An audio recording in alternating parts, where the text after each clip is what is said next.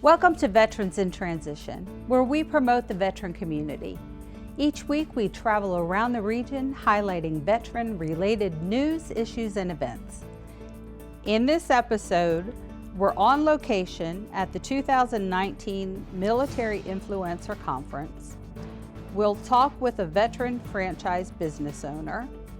Correspondent Sharissa Jackson shares her conversation with one of the participants on issues facing women veterans, and I'll speak with a cohort of the new VA initiative for women veteran business owners.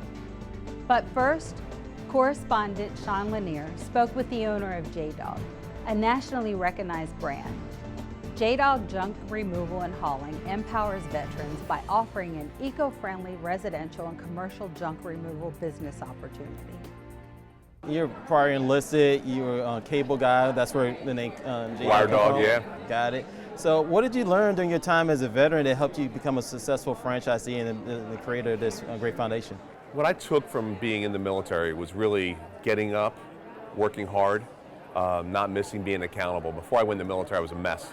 I had really no self-awareness of getting up early or going to work. I didn't really care.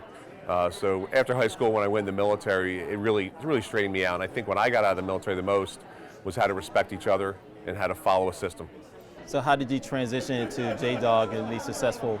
Well, it took about 20 years before I really revisited the military. I went in retail, worked several jobs, lasted about 5 months in college. So when I got into the retail space, I outworked everybody basically. Over 7 years, I became this manager, that manager, and I raised my hand all the time. So the work ethic I learned from the military translated me into probably being the best employee in the company. And then I realized I was making some money. I wanted to be an entrepreneur too, and got tired of it. So started a business in 1999, failed miserably, ran out of money. My wife and I started another business. We tried again in 2006. Lasted 2 years. It was kids entertainment, moon bounces, swing sets, and then the recession crashed. Unfortunately, my wife and I had to file bankruptcy in 2010 because of the failed business. I went researching online, found recession-proof businesses, and junk removal was one of them. So I said, you know what? I can haul junk, pretty big guy.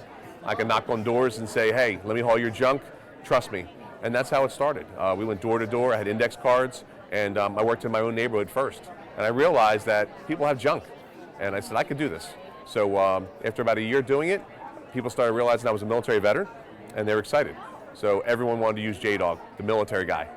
We started hiring veterans at the VA hospital, and my wife said to me, we got to turn this into a franchise system. We got to give other veterans an opportunity to be in charge of their own business. And that's how it launched. So now you're the most successful franchisee, 220 plus locations, but you still have some tremendous growth opportunities for veterans. Can you expound a little bit about that?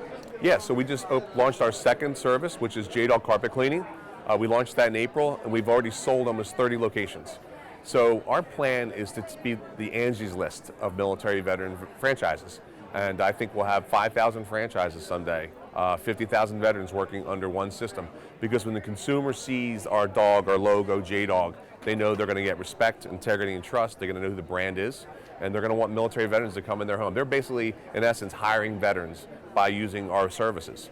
So if the American people want to help, instead of writing checks for donations, they can simply pick up the phone and call one of our services. We come out and do work. They just hired a military veteran. So what do you say to transitioning soldiers, airmen, sailors, Marines? What do you say to them about that entrepreneurial spirit that they're not sure what they want to do? How do they find JDog services, what you guys do to start up with their own franchise? Yeah, if they want to own a JDog franchise, they would go do their research, come onto our website, get the phone interview. They fly in or drive into our company, and we have dinner and we get to know each other. We want to make sure that we interview people as well as they interview us, because it's really going to be a true partnership.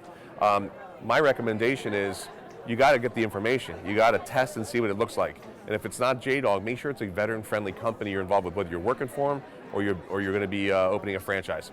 You need veterans within the space that you're working, because what happens is these veterans go into these companies, they just don't understand veterans, and I think that's a problem. And you also actively recruit at events like obviously MIC DC, Looking for Talent, Military Mojo, other agencies. Yeah, we go through Victory Media, who owns GI Jobs. They're a big supporter of us. We volunteer to, for Veteran Shark Tank.